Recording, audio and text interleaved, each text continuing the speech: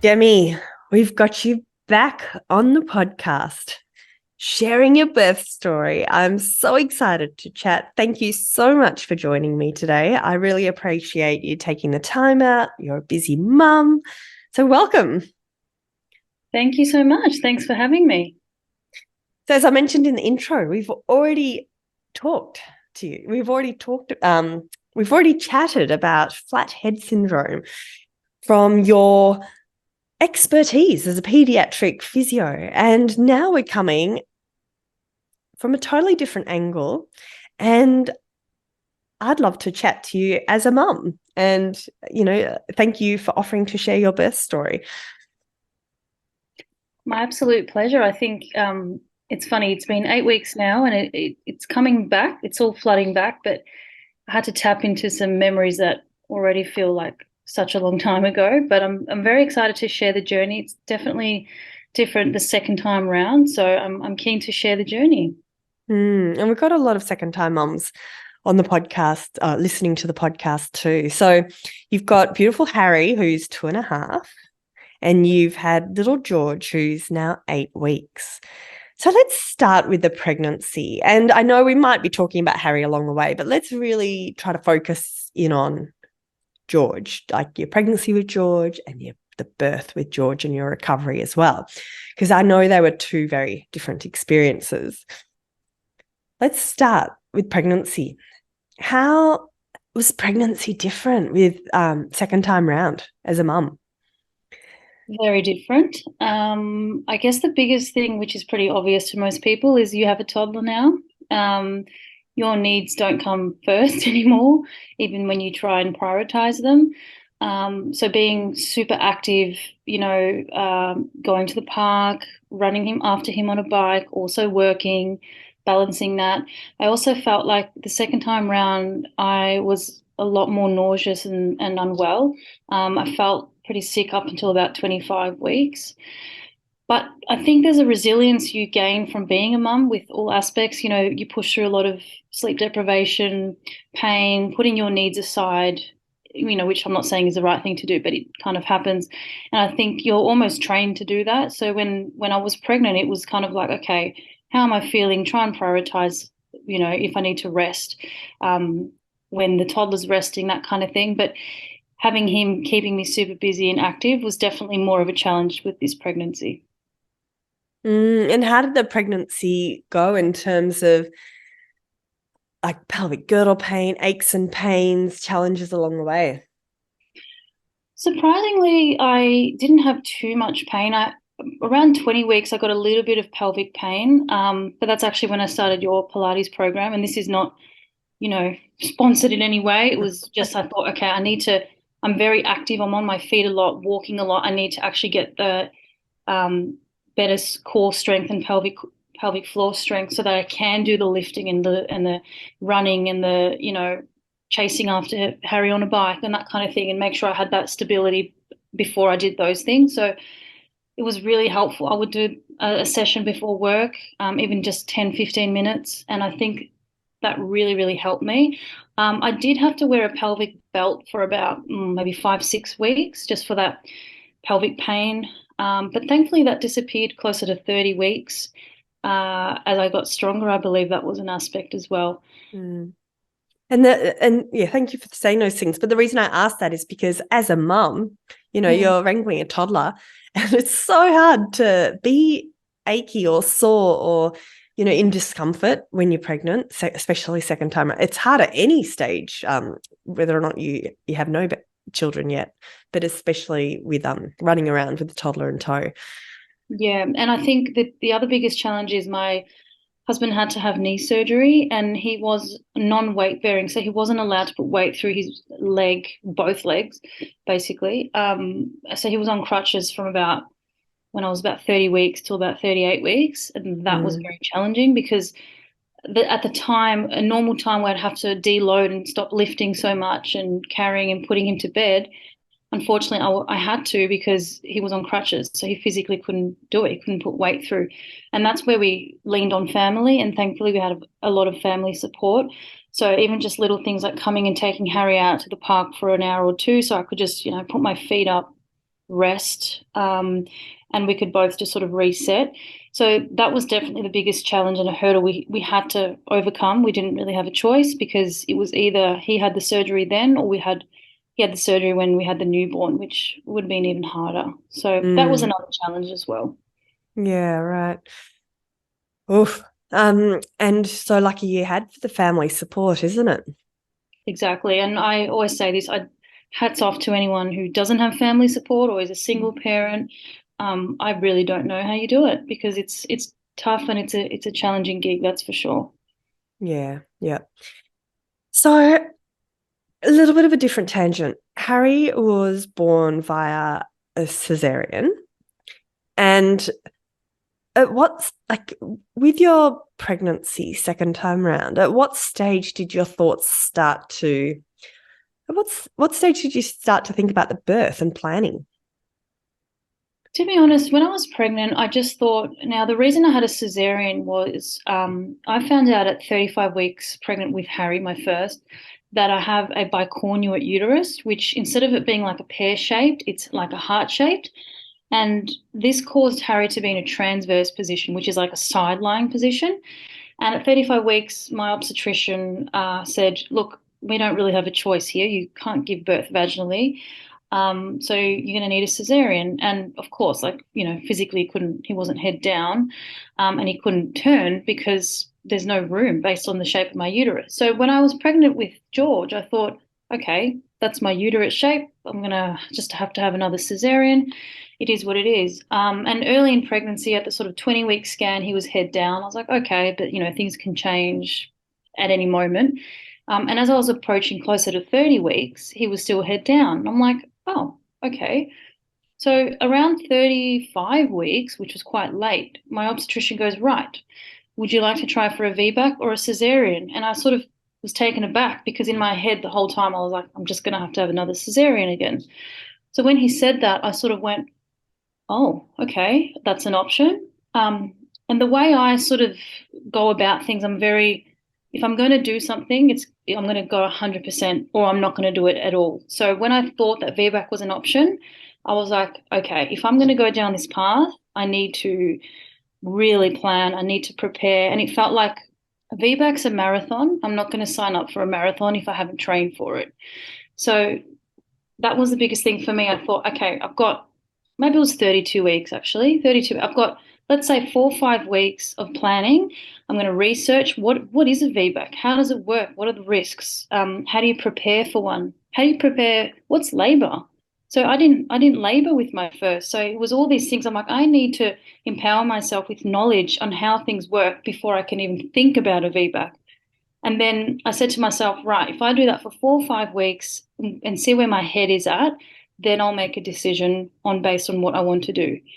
So from that point on, I did quite a little bit of research and I spoke to my obstetrician. He said, you're a very good candidate for it. You're a good size. You've got a big foot, which apparently has got to do with your pelvic girdle, pelvic outlet. You're healthy and all those kind of things. So I went back and the main thing that we spoke about was I said, okay, well, what are the pros and cons and those kind of things. And one big thing that stood out was the risk of a uterine rupture was higher in a VBAC than a normal vaginal birth or a first vaginal birth, based on the labor bringing on all the labor coming on, basically putting pressure on the previous scars of cesarean. And I was quite frank with my obstetrician. I said, I like to sort of know straight up, okay, what's the risk of a uterine rupture? What can happen? And the worst case is death. And I was like, whoa, that's full on and that's really serious. And for those 4 or 5 weeks, it was my decision can impact the health of my baby, and why do I want a VBAC? Why do I not want a VBAC? And weighing up all these things on what I should do. And the reason I sort of was thinking as I was researching and going on about it, I thought, what's my main motivation? Why do I not want a cesarean? And I felt that the first time around after the cesarean was quite challenging, not just physically for me, but mentally. Of course, it was during Melbourne lockdown, so that didn't help. But, not being able to drive somewhere just to get out, fresh air, do something for myself, Even just, getting up from a seated position after breastfeeding was painful. So I was like, okay, I don't want to have major abdominal surgery with a toddler, not being able to lift with him, not being able to play, drive him to a park. I just didn't want to go through that. And that was my main reason for then deciding I want to try for a VBAC. Right. And I remember you mentioned your husband had had knee surgery earlier on. Was that also a factor because if he was out with his knee? Yeah, look, it was a secondary factor, and all along he said to me, I I support whatever decision you want, and that was an aspect for me, because I thought, well, if he can't lift, I can't lift, that kind of thing, then definitely. But the main implication was my recovery and being able to be there for my toddler. And at this point, when I was heavily pregnant, I was very frustrated. I wasn't able to get on the floor with Harry, roll around, be silly with him. I was always protecting my tummy. And I thought, okay, I just want to, give birth and play with my toddler. Um, but of course, there's recovery for both. Mm. And how, just taking a step back, how did you did quite a lot of research for the VPAC. What sort of research did you do and how did you research? Yeah, so when I finished that appointment with the obstetrician, I went to the front desk and the receptionist are midwives as well. And I was like, do you guys have an information sheet on VBAC? And they just gave me this handout, and it was very negative. I read that and I was like, oh my God. It was very geared towards, the negatives and the implications. If you have a uterus rupture, you might need a hysterectomy and all these things. And I was like, I put the sheet down and thought, wow, I'm not doing this. Like, there's no point. I'll just have a cesarean. Yes, it was hard, but it's familiar. I've done it before. I can do it again. And then as I was sort of processing along, I didn't put pressure on myself. I just thought, okay, let's listen to a couple of podcasts, some VBAC stories. I'll Google it as well, follow some pages on Instagram. And the more I was reading about it, the more I was open to the idea and thought, hang on a second, my obstetrician has put this on the table for me. So he thinks that it's a good option. And I thought, okay, I listened to some podcasts, some inspiring stories of people having VBACs. And the more and more I listened to it, the more inspired I felt about, okay, going into spontaneous labor. And it almost felt like a bit of a thrill of experiencing this. And I'm made to do this. I want to labor. I want to feel that, and I want to know what it feels like to be able to, give birth vaginally. So I was getting more and more inspired, and as I was getting more inspired, then I thought maybe this is the path I want to take. And again, I wasn't putting pressure on myself. I just thought any chance I got, let me look up something or read something. And if I want to do it, and if I feel prepared for this marathon, then I'm going to tackle it. And as the weeks were going, I was completely switching, and I thought, I can do this and I'm going to do this. And the moment that sort of flip switched, that's when it was like, okay, I'm doing it. It sounds like it's a big decision. I can imagine, was it a bit of a relief when you finally made that decision? Let's do it. Absolutely, because I think the unknown for me is when I feel unstable or, scared.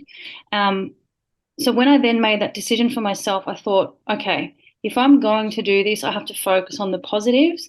I know what the risks are, but there's risks with anything. Major abdominal surgery is still, there are lots of risks with that too. It's not an Mm. easy way. None of them are easy, but it was just weighing up, okay, what do I want?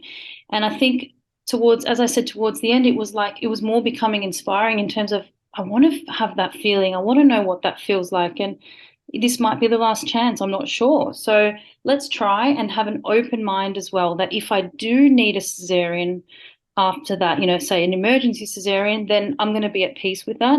I didn't want to put pressure on myself to say I'm going to have a VBAC and then nothing else, because I know that that would cause a lot of stress for me. So I was open to it. I wanted to try it and give my 100% at it. And then if for whatever reason it wasn't progressing, or with the biggest risk being the uterine rupture, I was told that I wasn't allowed to labor for too long, because that puts prolonged pressure on those scars. So in my head, it was like, right, if I'm laboring and nothing's progressing, then I have to be open and okay with having a cesarean after all that. And when I came to terms with either one, then it became a lot easier because I was content with either one as long as I was healthy and, of course, the baby was healthy as well. Yeah. Oh, that's great. And out of interest, was a maternal assistant, like before you made the decision of having a VBAC and you were thinking about your options, was a maternal assisted cesarean birth ever presented to you, like as an option? Not necessarily, and I did read a little bit about that. It wasn't a huge component for me that I considered. I thought I had a positive experience the first time with a cesarean too, and I know a lot of people who try for a VBAC, they do so because they've had a traumatic, first cesarean or an emergency, and they were rushed in and their baby nearly died or whatever it might be. I didn't have that experience. It was very positive because it was planned. It was obviously a lot less stress free, and everything went really, really beautifully. So for me, a VBAC wasn't, I guess, to mend any sort of trauma or anything like that. So I didn't necessarily feel that I wanted to change a cesarean. If that's what I needed, I was happy with how it went the first time, and if we could then repeat that or similarly, then I was happy with that also. Yeah, great. And how many weeks pregnant were you when you finally made these decisions? It was getting close. I was around probably 37 weeks when I was confident, 30, yeah, 37 weeks when I was like, right, I'm doing this. And, when I would speak to my husband about it, he was completely supportive of it as well, which helps being, a birthing partner. Um, and I really had to knuckle down and I guess prepare myself. So like I said before, I'm an all-in person, and I thought if I'm going to do this, I have to have the right mindset. I was reading a book by a women's health physio as well, Birth Skills by Juju Sundin, and the way that's written is very empowering because it's just practical information about pain and how you can manage pain. And as I was approaching that 37 weeks, I stopped myself from just thinking about it as a VBAC. I'm like, right, it's a vaginal birth. That's it. I'm not going to have that mindset anymore of it's a VBAC, it's a VBAC. Just pretend it's your first vaginal birth, which it is. And so then I just focused on what can I do during the labor to help me? And just like anyone would prepare, how do I manage pain? What sort of techniques can I use? What is labor pain? When do I call the hospital? What dilation, is what? So when I started shifting to that perspective, it was calming because it was like, right, this is how you do it. And the way that book is written is it reminds you that pain is health. This labor pain is healthy pain. It's nothing to be feared. Obviously, we grow up that pain equals bad and something's wrong and injured or unhealthy. But that mindset of this pain is healthy pain. It's helping bring the baby into the world. It's just a muscle fatiguing. So doing these kind of readings, and I started writing in my phone just some birth affirmations of, I can do this. I am made to do this. I am, this healthy pain. This is healthy pain. This is going to bring my baby into the world. I would tell myself that, and it would really boost my confidence, but also it was exciting. It was like, I can do this. I also did a couple of, I did a hypnobirthing reading as well, which helped me because obviously leading to this, I was a little bit more anxious given the circumstances. So those kind of affirmations too, and just doing some meditation and breathing.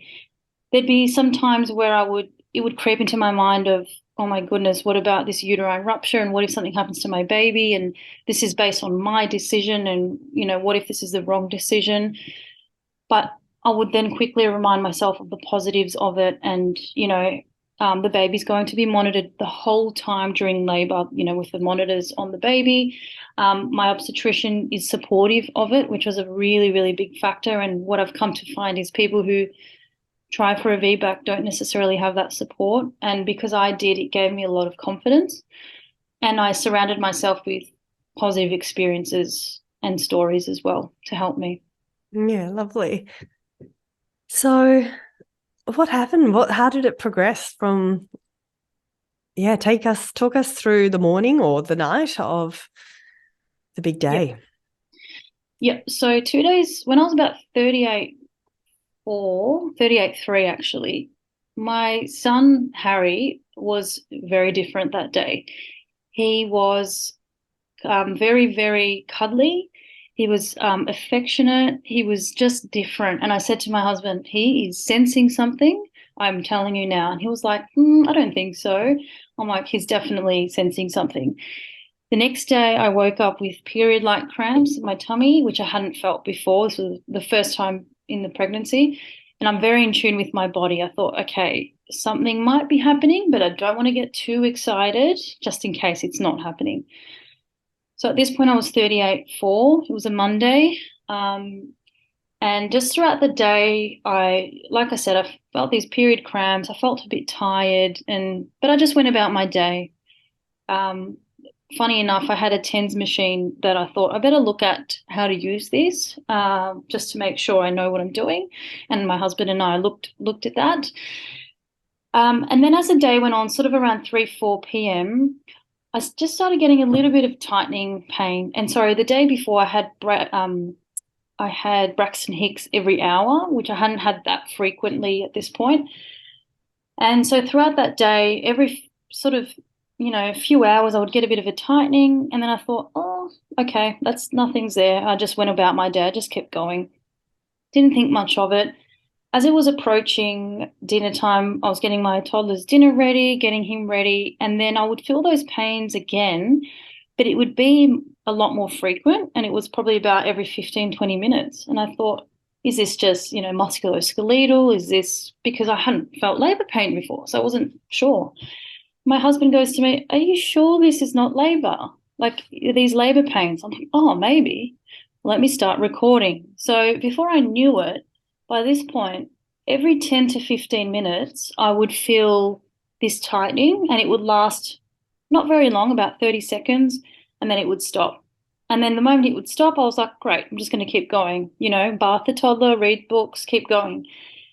By the time it was his bedtime, about 7:30, 8 o'clock, the pain had intensified, and I'm like, okay, I'm in labor. I called the hospital, and I said, this is happening. They said, okay, just call us back when your contractions are 3 to 4 minutes apart, I think, don't quote me, and lasting 30 to 45 seconds to a minute at a time.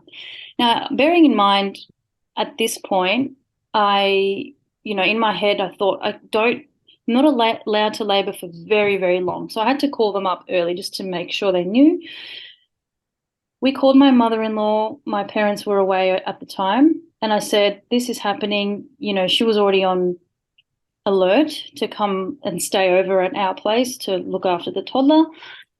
And as I was contracting, my eldest son was like, what's happening, Mum? What's happening? And, he was starting to get worried because he could see I was in pain.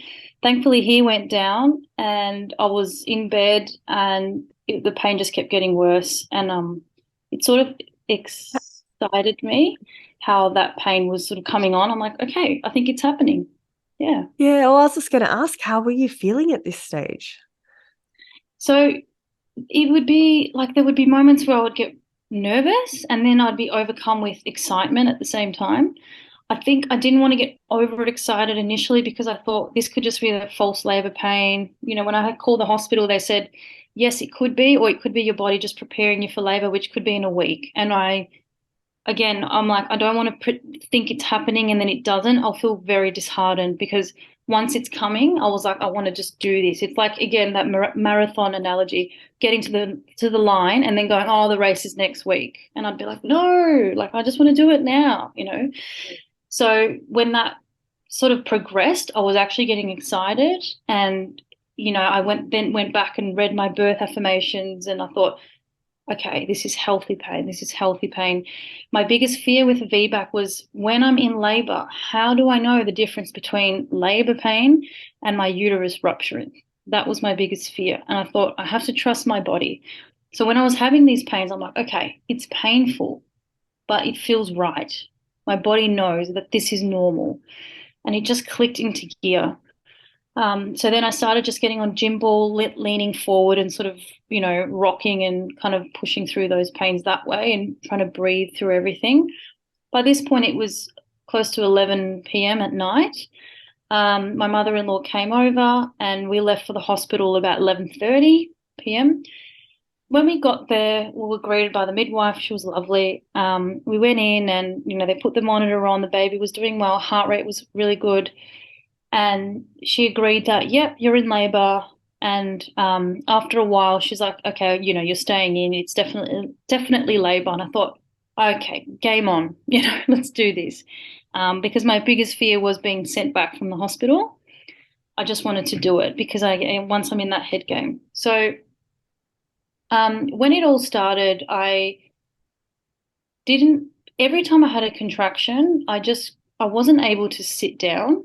I had to either be leaning over the bed, bouncing on the gym ball. I just couldn't lie down or sit down.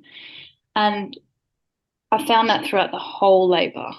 That was the case. It kept progressing and it was about, 3, 4 a.m.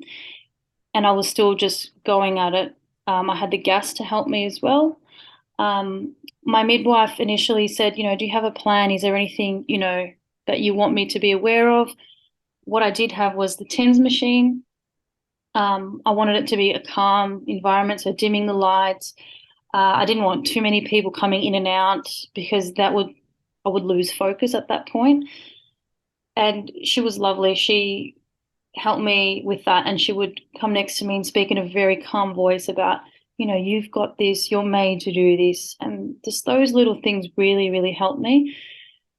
Now, as it was progressing sort of close to 4, 5, 6 a.m., I was starting to be more conscious of time. And I thought, okay, they told me I'm not allowed to labor for too long. Is this too long? And there were some points where I would get a bit anxious. Is the baby okay? Yes, the baby's okay. Monitored, all is fine.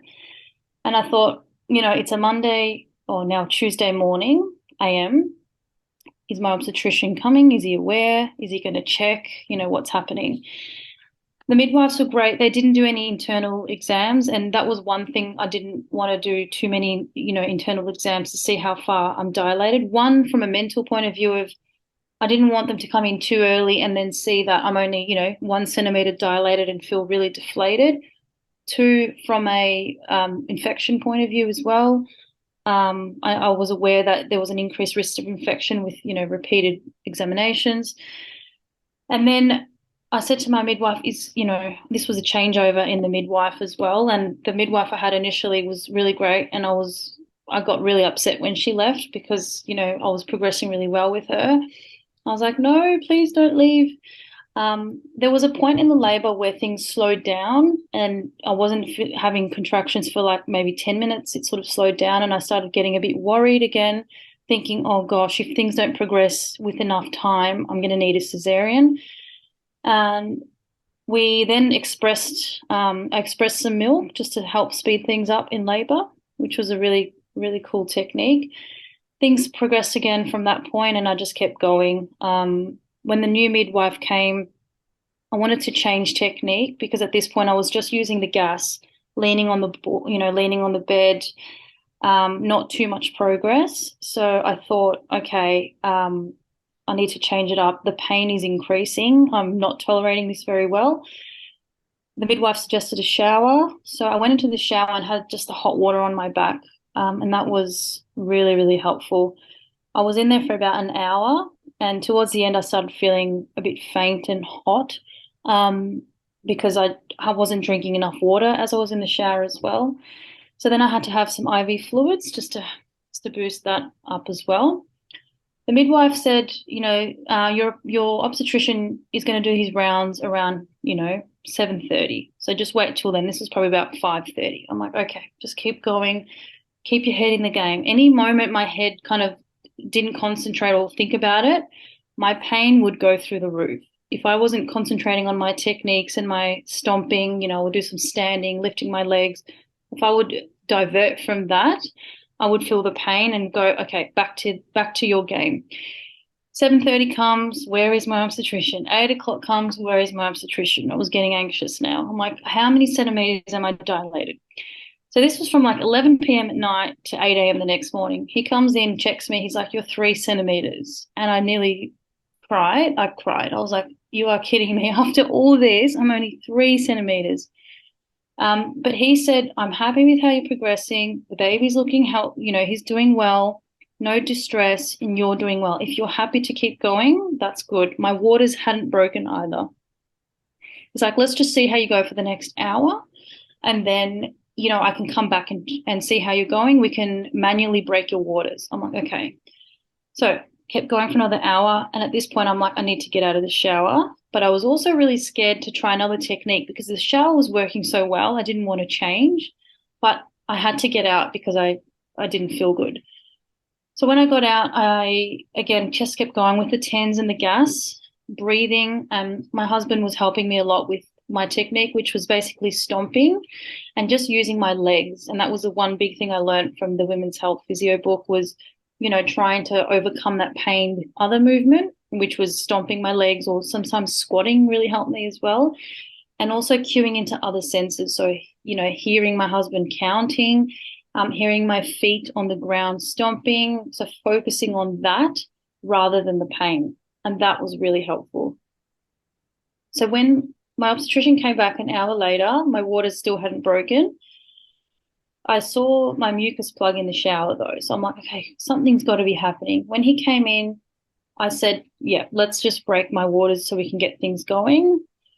That was pretty uncomfortable, but I was happy that it was something we could do to get things going. Now, the other thing I didn't mention is I wasn't allowed to be induced either, because that can then increase the risk of that uterus rupturing too, because it's too forceful for those scars. Then when he did that, things progressed a bit more, and then I was getting a bit more excited. But I was worried at this point also that I was only 3 centimeters an hour ago. How long can this keep going for? I was absolutely exhausted. I was awake from the Sunday, and this was Tuesday morning. I hadn't lay down at all. I hadn't sat down because I couldn't manage my labor pain that way. I'm like, I can't stand up anymore. I cannot feel my legs. They offered to give me morphine or an epidural. And I was like, okay, I just want to see how I'm going. I don't want to try that just yet. I was actually quite on top of my pain at this point. I didn't feel like I couldn't handle it anymore. So I thought, okay, I'm just going to keep going. I kept going, and that was okay. But the fatigue is what took over at this point rather than the pain. And I thought, I need something just so that I can lie down for a little bit, conserve some of my energy so that I can keep going. And at this point, I thought, right, I think I'm just going to get an epidural so that I can lie down and save my energy for the pushing phase. So I agreed to that. And as I was waiting for the anaesthetist to come, my obstetrician came back and did an examination again. And he goes, you're at 9 centimeters. I thought, wow, okay, I got to 9 centimeters. Maybe I don't need the epidural. But at this point, I had already made the decision. And I thought, I'm just going to go with it now. And I'm exhausted. When I got the epidural, it took a while to kick in, and obviously you can still feel, the contractions. It was nice to be able to rest at this point, and I was lying there resting, feeling the contractions, and Could I you was move really your happy. legs? Could you I move could your move legs my with the legs. epidural? Yeah. Yeah, I could move them, but obviously I wasn't allowed to stand up or get up from them. And I could feel a lot more than I thought I was going to be able to feel. And obviously they do that because so you can push later in that phase. And things became a bit more, bit more real at this point. An hour later, I started feeling different. And I thought, am I meant to be pushing now? Like it just feels very intense, like very, different type of pain. My midwife this was a changeover midwife, wasn't there much, this midwife. So I really felt like I had to just lean in on what I learned and what my husband had learned as well. And okay, I've got to do this. When she came in, I thought, I think I need to push. I'm not sure. She's like, oh, yep, yeah, you can start pushing now. And I thought, how do I do that? Like I didn't prepare for this.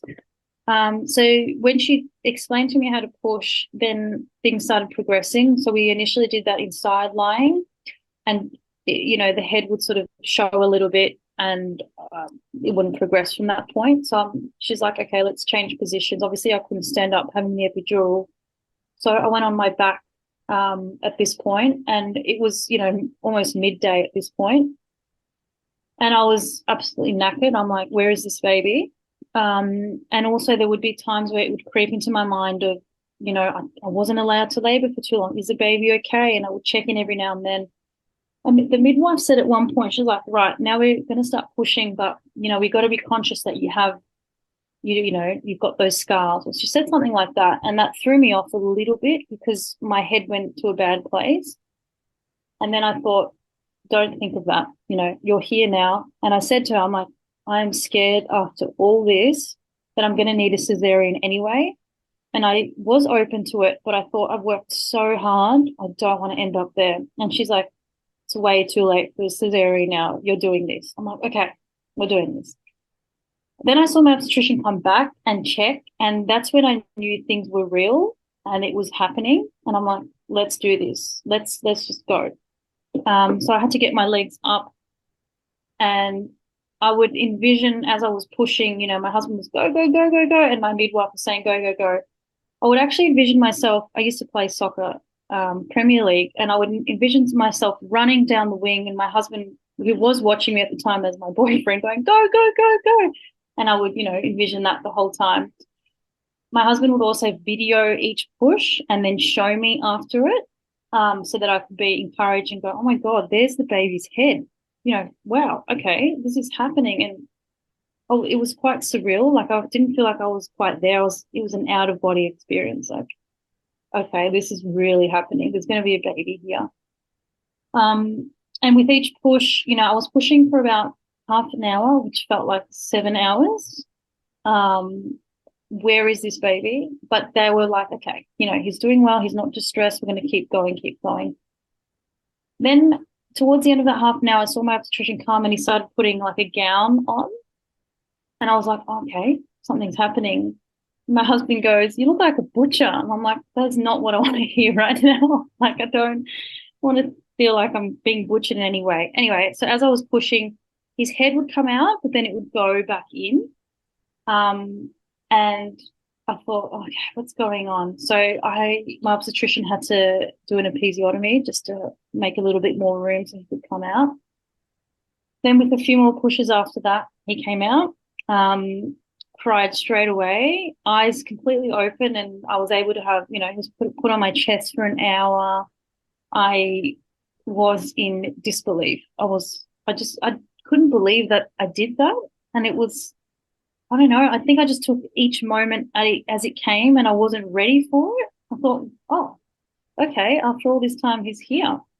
And this is him, and I get to meet him, and I did it. And I think one of the first things I said to everyone was, oh my God, I'm not pregnant anymore. Yay. And they started laughing.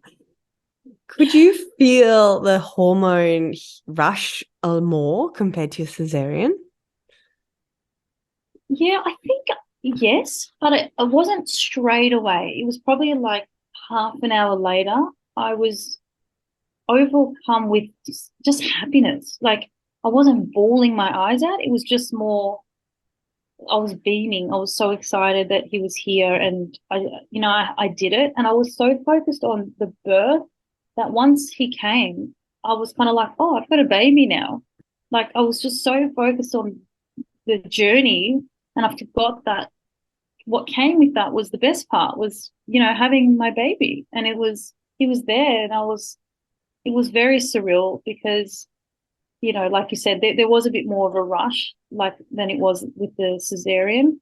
And yeah, it was very special seeing his, the cord being cut by my husband as well, and what he looked like and who he was. And yeah, it was very surreal. Oh, that's beautiful. I can just see the big smile on your face. Yeah, it was. And I think the biggest thing was just having the support of my obstetrician in that time. And when I saw him come in, I felt at ease. And it really reminded me of the impact of your team. And, when I had wonderful midwives, the experience really helped. And it's important to, I guess, if you can, I mean, you can't control it all the time, but if you gel with someone, it really helps, especially with something like this. And I think the biggest thing I think I would have changed was maybe having someone. I know a lot of people going for a VBAC have a doula or, someone who's experienced. And I think if someone is considering a VBAC, I would highly suggest that because they get to know you and what you want. Because I felt the biggest thing was, I guess, coaching the midwife on what I wanted. And there were times where I wanted a bit more support in terms of, you can do this, with what I had with one of them. You're made to do this, that kind of thing. So I really had to turn inward when I didn't have that. Yeah. And it's tricky with the changeover, isn't it, of staff that happens. So yeah, and it felt like the changeover happened, at the worst time, just when I was, almost like when I was having that transitioning period where I was like, I can't do this, I thought, oh, this is where I wanted that, really that support and that confidence of you can do it, which, yeah, it's just all personality dependent. And I guess if you have that support person, and I had my husband, which he's incredible with this, and he was that type of person, so I was very lucky to have that. But I think if you wanted that extra support, looking at something like that would be very helpful. Yeah. Now, talk us through your recovery. You've had a caesarean, you've had a vaginal birth. Did you notice a difference? Because that was one of your big reasons why you chose a VBAC. Absolutely. So the biggest difference I felt the first 1 or 2 days, I was like, wow, I can get up, I can walk myself to the toilet.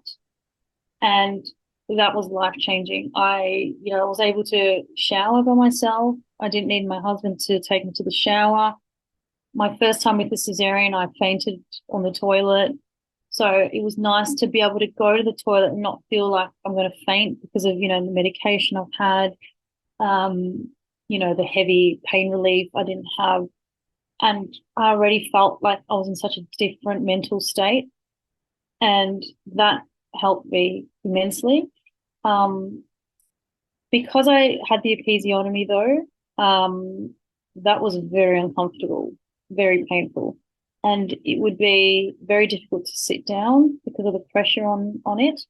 So when I was, trying to breastfeed or just sit up for breakfast, it was like, okay, this is not fun. So I sort of rolled up a towel. Obviously, you do bleed whether you have a cesarean or a vaginal birth, but I think the bleeding was a lot more intense with the vaginal birth, possibly, but also the episiotomy. So everything just was a lot more swollen, and uncomfortable, and it was difficult to, go to the toilet as well. So that was a bit scary.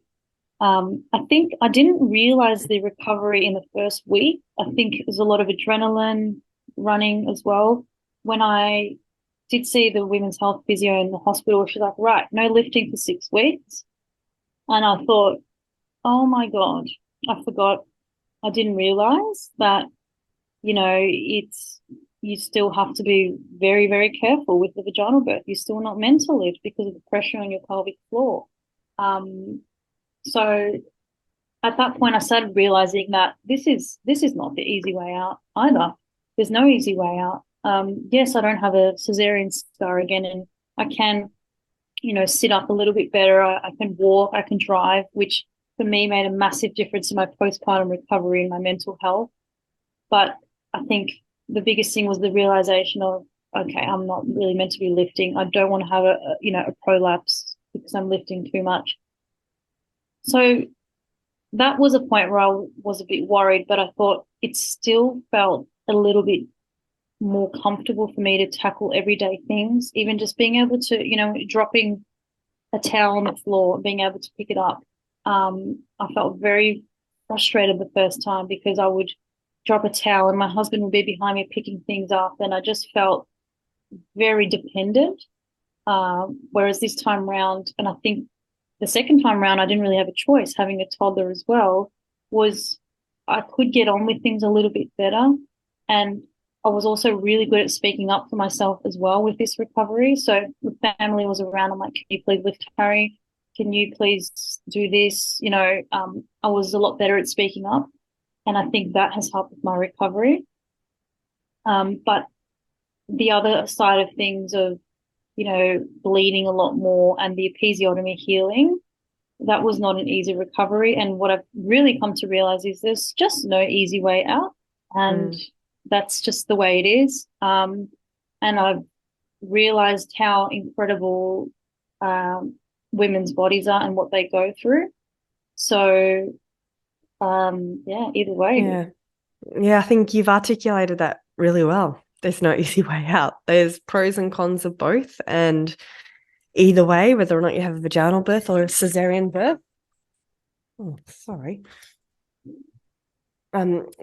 whether or not you have a vaginal birth or a caesarean birth, there's going to be a recovery process in the first 6 weeks, but also the longer term, which I guess you're approaching now, like this from 6 weeks onwards, that postnatal rehab. Sure, vaginal birth might need more focus around the pelvic floor and core, and perhaps the caesarean birth might need to focus more around that abdominal, like in the core control, but there's no easy way out. So thank you for sharing your experiences. Yeah, absolutely. And there's absolutely no regret. I'm so happy I did the VBAC, and I felt so empowered. I had so much adrenaline running for 2 days. I couldn't sleep. So for 4 days, I basically didn't sleep. I was just so excited by it. And I think just the biggest thing I'd say is, getting that women's health check at the 6 weeks is so important. And, you realize how many things your body goes through and how many changes you have. And the quicker you get on top of it, the better. So doing that was very helpful. That's fantastic. Absolutely. Because we've got from now till, not to put a dampener on it, but from now to menopause to really focus in on getting our body strong before menopause hits us. So we don't want to leave it any stretch of time if we can. Absolutely. There's always something, isn't there? So, just keeping on top of things. And I had making sure, my thyroid is okay as well, which is another issue I had postpartum with Harry. I developed hypothyroidism and now have a autoimmune condition as well. So I have to stay on top of that. I think, like I said, the biggest thing is, it's incredible what our bodies do and what women go through and what we can do whilst we're still recovering from any type of birth. And being in tune with your body and getting the help you need is so important. Amazing. And to finish off with, how has Harry adjusted to, and how have you adjusted to life with 2 children? Amazingly with Harry. So he is so incredible with his little brother. He's very caring. There's been absolutely no jealousy. And in fact, when George is crying, he gets really upset. The first 2 weeks, he would cry every time George would cry, and we just had to explain to him that that's how he communicates. And now, if he's crying, he goes, "Mom, George is hungry. Feed him, or he needs this." And he's super gentle and so proud of him. If I'm, coming down with George, he just wants to cuddle George. I don't really exist anymore, which is absolutely beautiful to see. And one of my biggest worries having a second pregnancy was, is my first going to still love me? And, these silly things you think about, and you're not going to have one-on-one time anymore. But seeing how he has been with him is absolutely life-changing and so beautiful to see. For me, the change, I've adapted a lot better this time with the newborn phase. I found it really, really challenging the first time. Not only was it during lockdown here with very limited support during winter, but Harry was quite challenging as a newborn because he was born very small and we had to feed him very often. So a lot of sleep deprivation. And I think the second time, what, you've done it before. And there's things are a phase, and if they're crying hours on end during witching hour, you think about Harry and go, I know this gets better, and I know that it's just their way of communicating, or sometimes they're just going to cry, and we just have to support them and hold them and cuddle them. Whereas the first time it was very, how do I fix this? What's wrong? I've done this, and nothing's working. And just accepting sometimes that things are the way they are. That's a beautiful way to end this chat.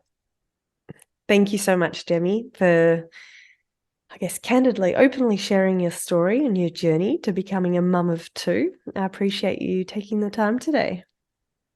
Thank you so much for having me. I really appreciate it. It's a big deal sharing something like this. So I appreciate you listening openly and kindly. And you've just had some beautiful, I guess, words of wisdom. You've some great tips that you've weaved in along the way with your story. So thank you so much. My pleasure. Thanks so much, Kath. We'll chat to you soon. Bye-bye.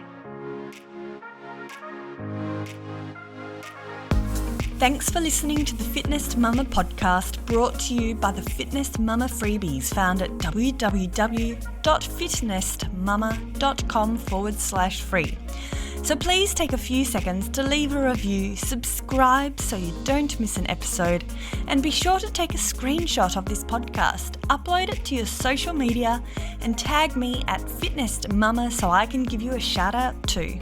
Until next time, remember, an active pregnancy, confident childbirth, and strong postnatal recovery is something that you deserve. Remember our disclaimer: materials and contents in this podcast are intended as general information only and shouldn't substitute any medical advice, diagnosis, or treatment. I'll see you soon.